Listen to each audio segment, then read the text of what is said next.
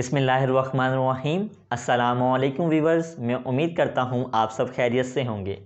मैं आपका computer science instructor Shahbaz Ali और आज हम डिस्कस करेंगे difference between an algorithm and a flowchart. इससे पहले आप तमाम व्यूवर्स से दरख्वास्त है कि अगर आप मेरे चैनल पर नए हैं तो जल्दी से चैनल को सब्सक्राइब करें और बेल आइकन को प्रेस करें। जैसे कि इससे पिछले लेक्चर में हम डिस्कस कर रहे थे एल्गोरिदम को और फ्लो चार्ट को हमने डिटेल में डिस्कस किया, और अगर आपने वो वाली वीडियोस नहीं देखी है तो आपको यहाँ पर आई बटन शो हो रहा होगा, इसको प्रेस करें और जाकर वो वाली वीडियोस देख लें। तो स्टूडेंट्स, आज हम डिस्कस करेंगे कि फ़्लो चार्ट और एल्गोरिदम में क्या फ़र्क होता है, किसके कौन कौन से एडवांटेजेस और डिसएडवांटेजेस होते हैं हमारे पास। स्टूडेंट्स, फ़्लो चार्ट और एल्गोरिदम हमारे पास ऐसे ही है कि जैसे मैं आपको एक स्टोरी सुना रहा हूँ। अब आप देख सकते हैं कि स्टोरी में मैं आपको हर एक चीज़ बोलकर बता रहा हूँ, स्टेटमेंट बाय स्टेटमेंट, और ये आपके पास नेचुरल लैंग्वेज में होता है कि आपके पास नेचुरल लैंग्वेज इंग्लिश भी हो सकती है, उर्दू भी हो सकती है, स्पेनिश, कोई भी नेचुरल लैंग्वेज आपके पास हो सकती है जिसको आप कम्युनिकेशन के लिए इस्तेमाल करते हो। तो स्टोरी में क्या हुआ कि मैं आपको हर एक स्टेटमेंट बोलकर बता रहा हूँ, जबकि इसके बरक्स ऐसा हो कि जो स्टोरी मैं आपको सुना रहा हूँ उसको मैं आपको एक मूवी की शक्ल में आपको दिखा दूँ, यानी मूवी की शक्ल में आप विजुअली उसको देख सकते हैं। जबकि स्टोरी में ये था कि मैं आपको एक स्टोरी सुनाऊंगा और उसमें जितने भी कैरेक्टर्स होंगे उन कैरेक्टर्स को आप इमेजिन करते हैं, अच्छा ये कैरेक्टर था, इसने ये एक्शन परफॉर्म किया, ये कैरेक्टर था, इसने ये एक्शन परफॉर्म किया। जबकि मूवी में क्या होता है कि आप उन तमाम कैरेक्टर को विजुअली देख रहे होते हैं कि कौन सा कैरेक्टर कौन से एक्शन परफॉर्म कर रहा है। तो सबसे पहले तो हम अपने फ्लो चार्ट के एडवांटेजेस देखते हैं कि हमारे पास फ्लो चार्ट के कौन कौन से एडवांटेजेस होते हैं। नंबर 1, आप देख सकते हैं कि flowchart easy to draw. क्या अगर हमारे पास फ्लो चार्ट है तो उसको ड्रा करना आसान होता है। जैसे कि आप सब जानते हैं कि फ्लो चार्ट में हम सिंबल्स का यूज़ करते हैं अपने हर एक स्टेप्स के लिए, और वो सिंबल आपके पास कौन से थे। मिसाल के तौर पर ये आपके पास स्टार्ट सिंबल हो गया, देन आपके पास इनपुट आउटपुट के लिए हो गया, ये हमारे पास रेक्टेंगुलर सिंबल हो गया, डायमंड शेप हो गई, और आपने ओवल का यूज़ किया था। अब आप देख सकते हैं कि इन शेप्स को ड्रा करना हमारे लिए आसान होता है और इन शेप्स की मदद से हम अपनी किसी भी प्रॉब्लम को आसानी से अंडरस्टैंड कर सकते हैं। तो लिहाजा हमारे लिए प्रॉब्लम सॉल्व करना हमारे फ्लो चार्ट की मदद से बहुत ज़्यादा आसान हो जाता है। नंबर 3 क्या है, easy to identify the error. For example, मैं इस स्टेप में हूँ, तो अगर किसी स्टेप में मैं हूँ और मुझे पता लगा कि यहाँ तो एरर आ गया है, तो ऐसी सिचुएशन में फ्लो चार्ट में एरर डिटेक्ट करना बहुत ज़्यादा आसान होता है अगर हमारे एल्गोरिदम में कोई एरर मौजूद है। तो फ्लो चार्ट में क्या हुआ, किसी भी एरर को डिटेक्ट करना हमारे लिए बहुत ज़्यादा आसान हो जाता है, चाहे वो किसी भी पॉइंट पर हो। लास्ट में हमारे पास है easy to observe flow from one step to another step. कि अगर मैं एक स्टेप पर हूँ, एक सिंबल पर मौजूद हूँ, अब मेरे लिए फ्लो करना आसान होता है कि अच्छा यहाँ पे इसके बाद मैंने कौन से सिंबल पे जाना है, कौन से सिंबल पे मूव करना है। फॉर एग्जांपल, यहाँ पे आपके पास कोई कंडीशन है, अगर वो कंडीशन ठीक हो जाती है तो आपको कहा जाता है कि भाई इस साइड पे मूव करो, और अगर कंडीशन फॉल्स हो जाती है तो आपको कहा जाता है कि उस साइड पर मूव करो। यानी फ्लो चार्ट के अंदर हम अपने स्टेप्स का फ्लो आसानी से ऑब्जर्व कर सकते हैं। तो ये थे इसके एडवांटेजेस, जिसमें हमने देखा easy to draw, easy to understand, easy to identify errors, और लास्ट में हमने देखा easy to observe from one step to another step. के फ्लो को ऑब्जर्व करना हमारे लिए बहुत ज़्यादा आसान होता है। आइए अब इसके कुछ डिसएडवांटेजेस हैं वो भी डिस्कस कर लेते हैं। नंबर 1 है more time is required to draw a flowchart. जैसे कि आप सब जानते हैं कि हमारे पास जो फ्लो चार्ट है वो नीट एंड क्लीन होना चाहिए, क्योंकि हम फ्लो चार्ट में सिंबल्स का यूज़ करते हैं, और अगर हमें सिंबल्स नीट एंड क्लीन बनाने हैं तो आपको पता है कि हमें टाइम रिक्वायर्ड होता है किसी भी अच्छी डायग्राम को बनाने के लिए।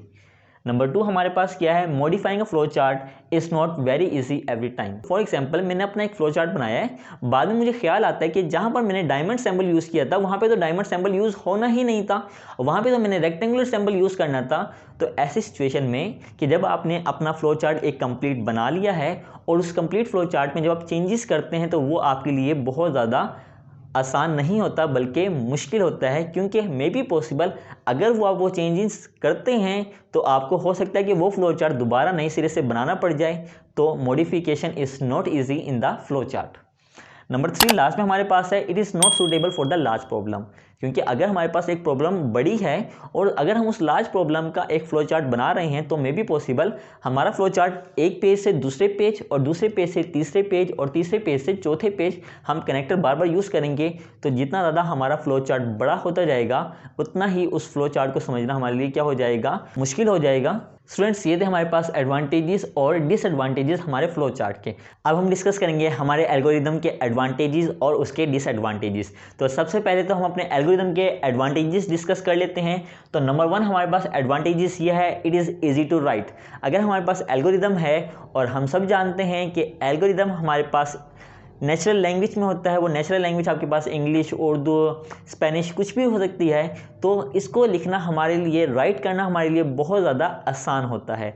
नंबर 2 हमारे पास है technique to write an algorithm are easy to understand, यानी जिस टेक्निक से, यानी जिस स्टाइल से हम लिखते हैं उस स्टाइल को समझना हमारे लिए बहुत ज़्यादा आसान होता है। फॉर एग्जाम्पल मैं यहाँ पे इफ़ लगा देता हूँ और यहाँ पे मेरे पास एक कंडीशन आ गई है और यहाँ पे मैं चाहूँ तो यहाँ से भी स्टार्ट कर सकता हूँ और अगर मैं चाहूँ तो यहाँ से भी स्टार्ट कर सकता हूँ। तो ये लिखने का स्टाइल होता है, ये डिपेंड करता है हमारे पास राइटर के ऊपर जो हमारा एल्गोरिदम लिख रहा है। तो एल्गोरिदम का जो स्टाइल है वो डिफरेंट हो सकता है, लेकिन जो हमारे पास सोल्यूशन है वो उसका सही आएगा। जो जिन टेक्निक के साथ हम लिखते हैं अपने एल्गोरिदम को, उन टेक्निक को समझना भी बहुत ज़्यादा आसान होता है।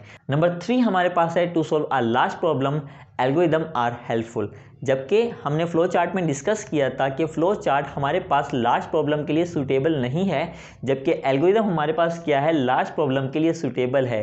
क्योंकि हमारे पास इसको राइट करते हैं और हम अगर राइट करते हुए नेक्स्ट पेज पे या थर्ड या फोर्थ पेज पे भी चले जाएं तो हमारे लिए इसको समझना मुश्किल नहीं होता, बल्कि ये हमारी मदद करता है। अगर हमारे पास एक प्रॉब्लम बड़ी है और उसके स्टेप्स ज़्यादा हैं तो no problem in the algorithm.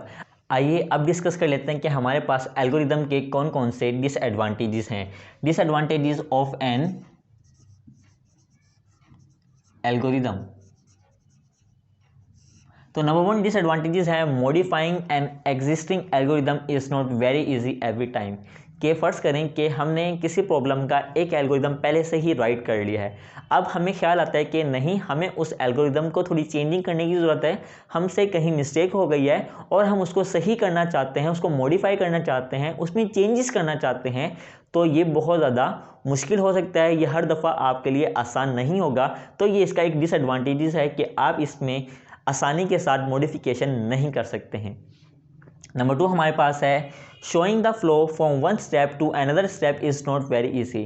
जिस तरह फ्लो चार्ट में तो आसान होता था कि हम एरो की मदद से अपना क्या है फ्लो डिस्क्राइब कर देते थे, फ्लो बता देते थे, लेकिन यहाँ पे क्योंकि हम फ्लो ऐड कर रहे हैं, फ्लो बयान कर रहे हैं, तो यहाँ पर एक स्टेप से दूसरे स्टेप में फ्लो दिखाना बहुत ज़्यादा आसान नहीं होता है, जो कि इसका एक डिसएडवांटेजेस हमारे पास है। नंबर 3 हमारे पास है, usage of go to makes it difficult to identify the error. अगर हम गोटू का यूज़ कर रहे हैं और गोटू का यूज़ करना हमारे पास एल्गोरिदम को इसको एरर डिटेक्ट करना और ज़्यादा मुश्किल बना देता है। तो स्टूडेंट्स, ये थे हमारे पास एडवांटेजेस और डिसएडवांटेजेस एल्गोरिदम के। जैसे कि मैंने आपको बताया था कि हम दोनों ही यूज़ कर सकते हैं अपनी प्रॉब्लम को अच्छे तरीके से अंडरस्टैंड करने के लिए। हम चाहें तो फ्लो चार्ट भी यूज़ कर सकते हैं, क्योंकि फ्लो चार्ट हमारे पास डिज़ाइनर बनाते हैं और ये जो एल्गोरिदम होता है ये हम राइट करते हैं अपने प्रोग्रामर के लिए, और हमारा प्रोग्रामर्स इस एल्गोरिदम को समझते हुए इसका कोड आसानी से राइट कर लेता है। दोनों ही सूटेबल हैं, दोनों ही अपनी जगह बेस्ट हैं, और मैं इसके साथ साथ आपसे उम्मीद करता हूँ कि आपको मेरा आज का लेक्चर बहुत ज़्यादा पसंद आया होगा। और अगर आपको मेरा लेक्चर पसंद आया तो वीडियो को लाइक करें, शेयर करें, मुझे अपनी दुआओं में याद रखिएगा। मेरी अगली वीडियो तक के लिए अल्लाह हाफिज़, टेक केयर।